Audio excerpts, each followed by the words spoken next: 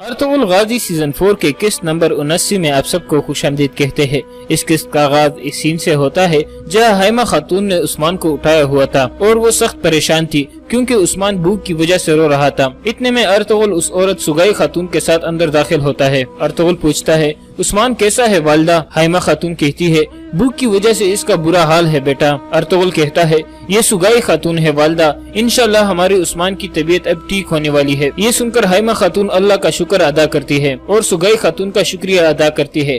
پھر ارطغرل کہتا ہے سگائی خاتون نے اپنا بچہ کھویا ہے والدہ، ہم اللہ کی مدد سے ایک دوسرے سے ملے ہیں۔ یہ سن کر ہائمہ خاتون سگائی خاتون سے بچے کا افسوس کرتی ہے۔ عثمان لگاتار رو رہا تھا، پھر سگائی خاتون اسے اٹھا لیتی ہے تو عثمان فوراً خاموش ہو جاتا ہے۔ سگائی خاتون بھی بہت خوش ہو جاتی ہے اور پھر کہتی ہے اللہ نے اسے کتنا خوبصورت بنایا ہے، ماشاءاللہ کیسا پرنور چہرہ ہے۔ پھر وہ اللہ کا شکر ادا کرتے ہوئے کہتی ہے یا اللہ تو نے مجھ سے میرا بچہ لے لیا لیکن اس کا نعم البدل ادا کر دیا، تیری حکمت کی کوئی یاد نہیں۔ پھر وہ ارطغرل کو کہتی ہے ارطغرل صاحب آپ نے مجھے گہرے گڑھے سے نکالا ہے، اس مبارک بچے کی آیا بننا میرے لیے ایک بڑا اعزاز ہے۔ ارطغرل کہتا ہے شکریہ سگائی خاتون۔ پھر ہائمہ خاتون اور سگائی خاتون دوسرے خیمے میں چلی جاتی ہے تاکہ عثمان کو دودھ پلایا جا سکے۔ دوسری طرف کارخانے والی جگہ پر بامسی کہتا ہے احمد الپ نہیں آیا۔ ترگت الپ کہتا ہے شاید وہ گنلپ صاحب کے ساتھ گات لگا کر بیٹھا ہو۔ اتنے میں گنلپ وہاں پہنچ جاتا ہے۔ بامسی پوچھتا ہے کیا آپ نے کافروں کو ختم کر دیا؟ گنلپ کہتا ہے ہم نے کافروں کو تباہ کر دیا ہے لیکن میرے سارے سپاہی شہید ہو گئے ہیں۔ یہ سن کر سب پریشان ہو جاتے ہیں۔ پھر گنلپ کہتا ہے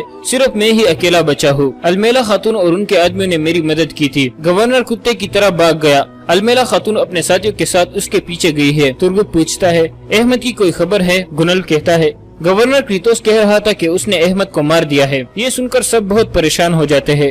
ترگت پوچھتا ہے وہ کیسے اسے مار سکتا ہے؟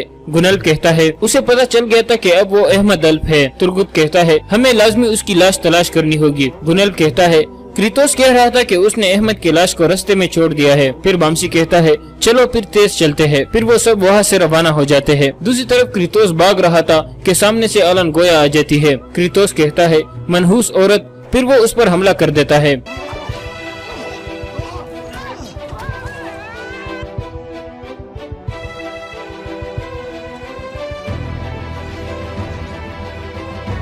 اتنے میں نویان بھی وہاں آ جاتا ہے۔ آلن گویا کہتی ہے نویان یہ گیدڑ تمہارے آگے جھکے گا۔ نویان کو دیکھ کر کریتوس کہتا ہے تو تم نویان ہو غلیظ، تم نے میرے ساتھ چال چلی۔ یہ کہہ کر وہ حملہ کر دیتا ہے۔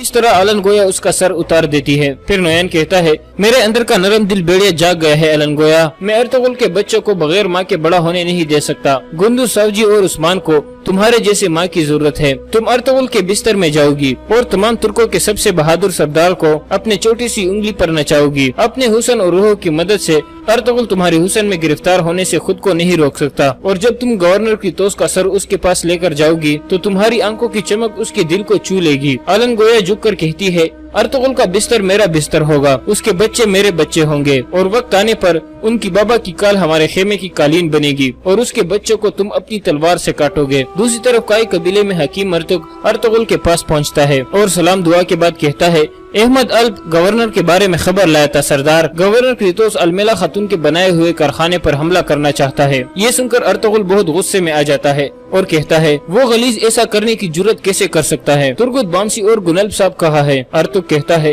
وہ سب اسی طرف گئے ہیں سردار، وہ گورنر کی توس سے نپٹ لیں گے انشاءاللہ۔ دوسرے خیمے میں ہائمہ خاتون سگائی خاتون کا بہت شکریہ ادا کرتی ہے اور کہتی ہے عثمان کی والدہ فوت ہو گئی لیکن اسے تمہارے ذریعے سے ماں کی گرمی مل گئی۔ یہ کوئی اتفاق نہیں ہے کہ یہ تمہارے ساتھ اتنا مانوس ہو گیا ہے، تمہیں اللہ نے بھیجا ہے اور تمہیں بھی اپنے کھوئے ہوئے بچے کے بدلے عثمان میں آرام مل گیا۔ سگائی خاتون کہتی ہے میرا دل ابھی بھی اپنے بچے کے درد میں جل رہا ہے، لیکن جیسا کہ آپ نے کہا عثمان کی وجہ سے میرا درد کچھ کم ہو گیا ہے۔ اللہ کا شکر ہے کہ میرا سامنا ارطغرل صاحب سے ہو گیا، انشاءاللہ میں عثمان کا اپنے بچے کی طرح خیال رکھوں گی۔ اتنے میں ارطغرل بھی اجازت لے کر اندر آ جاتا ہے اور کچھ دیر بیٹھ کر عثمان کو دیکھتا ہے۔ عثمان بہت پرسکون تھا۔ ارطغرل کہتا ہے اللہ آپ سے راضی ہو سگائی خاتون، آپ عثمان کی امید بنے، میں نہیں جانتا کہ میں اس کا بدلہ کیسے اتاروں گا۔ سگائی خاتون کہتی ہے در حقیقت اللہ آپ سے راضی ہو، آپ مجھے زندگی کی طرف واپس لائے ہیں اور مجھے ان ظالم آدمیوں سے بچایا۔ عثمان میری زندگی میں ایک بہار کی طرح آیا ہے۔ ارطغرل کہتا ہے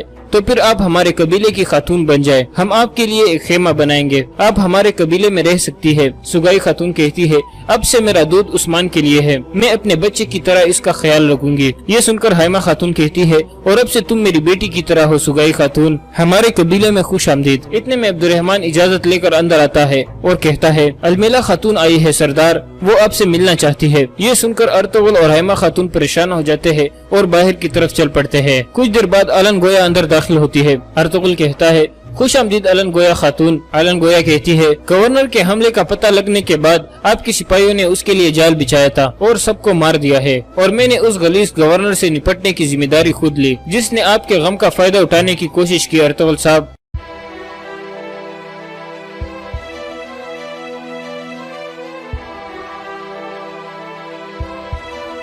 फिर अलनगोया कहती है, इसका बदकार सर आपके कदमों में फेंकने के लायक था। अर्तुगरुल साहब, आपके तमाम सिपाही ठीक है, उनकी फिक्र मत करे। अर्तुगरुल कड़ा होकर कहता है, एक गवर्नर का सर उतारना एक औरत के लिए आसान काम नहीं है। आपने बहुत बहादुरी का मुजाहरा किया है अलमेला खातून, आपने खुद पर हमारा एतमाद और भी गहरा कर दिया है। अलन गोया कहती है, अब से जो भी हमारे कारोबार और तिजारत पर हमला करने का इरादा करेगा उसको सजा मिलेगी। अर्तुगरुल साहब, इतने में गुनल भी वहाँ पहुँच जाता है। अर्तुगरुल कहता है, अलमेला खातून गवर्नर क्रितोस का सर उतारने में कामयाब हो गई है, आप क्या खुशखबरी लाए हो? गुनल कहता है, हम कोई खुशखबरी नहीं लाए सरदार। फिर तुर्गत और बामसी अहमद की लाश उठाए अंदर दाखिल हो जाते हैं। अहमद की लाश देखकर अर्तुगरुल बहुत गमगीन हो जाता है और फिर पूछता है, ये कैसे हुआ तुर्गत? गुनल कहता है, उस कुत्ते गवर्नर क्रितोस ने इसे मारकर लटका दिया था सरदार। अर्तुगरुल अहमद की तरफ देखकर कहता है, मेरे भाई, तुमने हमारे पाक मकसद के लिए बहुत सी कुर्बानियाँ दी, अब तुम्हें शहादत का रुतबा मिल गया है। मैं तुम्हारी और अपने तमाम शहीदों की रूह की कसम खाता हूँ कि हम अपने दुश्मनों को काबिल रहम बनाकर दुनिया में खुशहाली लाएंगे और अपने पाक मकसद के लिए आखिरी सांस तक लड़ेंगे। इसके बाद अगला दिन शुरू हो जाता है। कोनिया का मंजर सामने आता है।